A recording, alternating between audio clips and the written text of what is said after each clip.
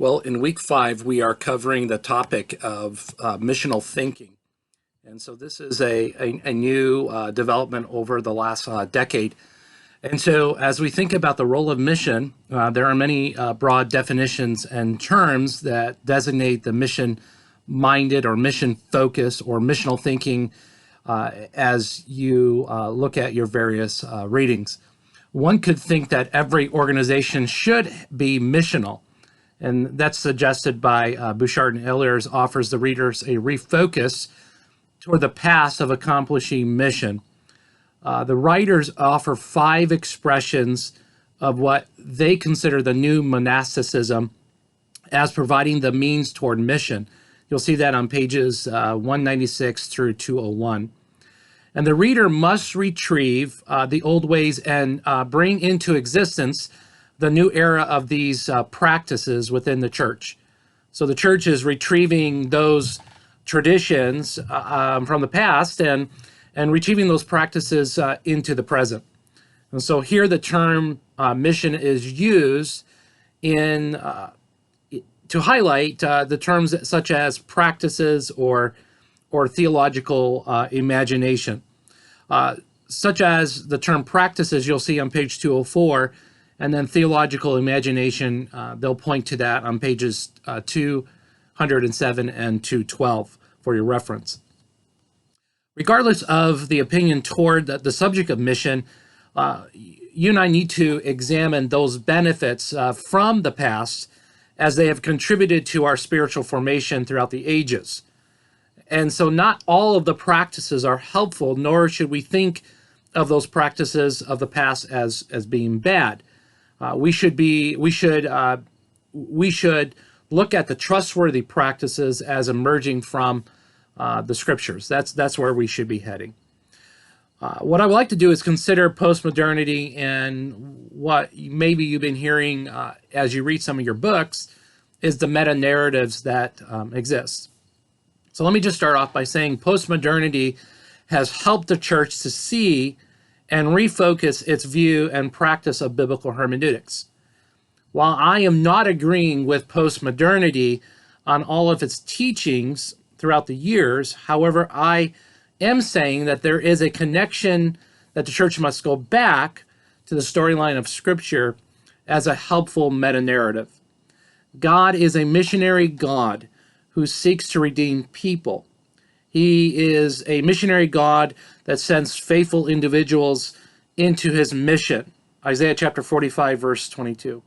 And part of the grand scheme of the Bible is to see God teaching his people through the law, through the priests and the prophets.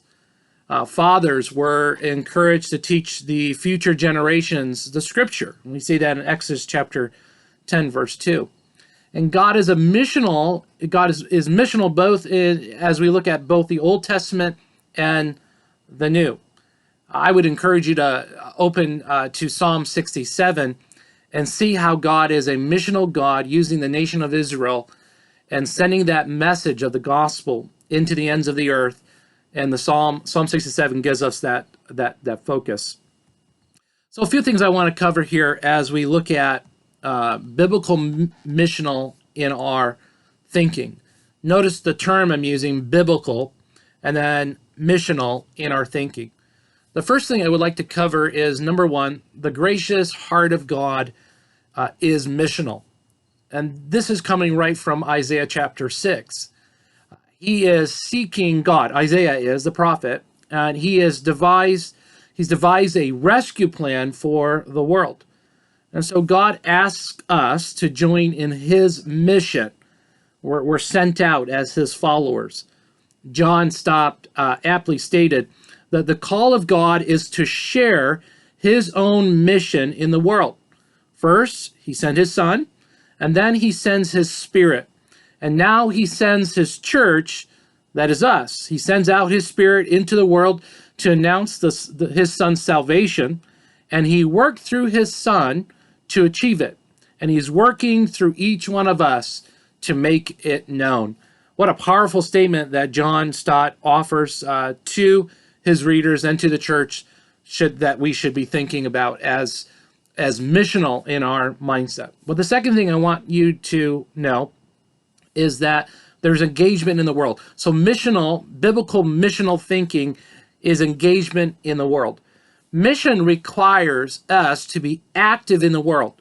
Jesus' words to us, peace be with you. As the Father has sent me, I am sending you. John chapter 20, verse 21, is a clear missional goal for the church.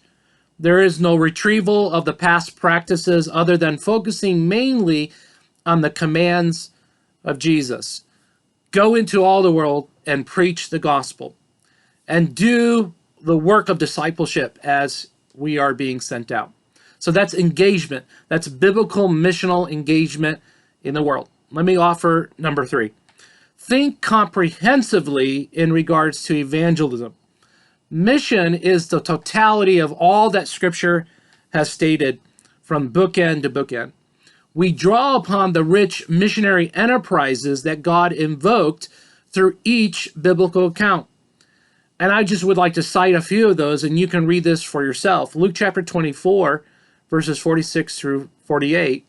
And then if you go to Luke chapter 2, verses 29 and 32, you begin to see that this unfold. So we recognize Christ coming as showing us the true light of the gospel. So I want you to think comprehensively in regards to evangelism, how this fits within your life and the life of the church. Now let's move on to this whole idea of compassion-focused mission. We're to think biblically in regards to our thoughts about missional thinking. Now let's add the word compassion to it. Part of spiritual formation process is to think about compassion in the whole new light. So how does compassion fit within the new paradigm? Well, Jesus modeled compassion. He did this by feeding and healing and touching and also cleansing those who needed God's healing touch. And so he exercised compassion both when he encountered the demonic, those who were dead, and even the most rebellious of the lawgivers. Matthew chapter 14 and chapter 15 and 20 begin to unfold the way Jesus shows up and touches the lives of those who are lost. Now, there are other examples that Jesus used, such as the Good Samaritan story, to push us forward toward this compelling call to compassion, to show compassion on those who are outsiders, those, as Luke would describe, Gentiles. Luke chapter 10, verses 30 through 37. So this is what I want you to see as you move through this biblical missional side for week number 5, and as you begin to collate the material from your book and assemble it into your philosophical paper. This is the goal, the end goal for the spiritual formation side, missional thinking, and how are you applying that missional thinking into your daily life and even into the life of the church.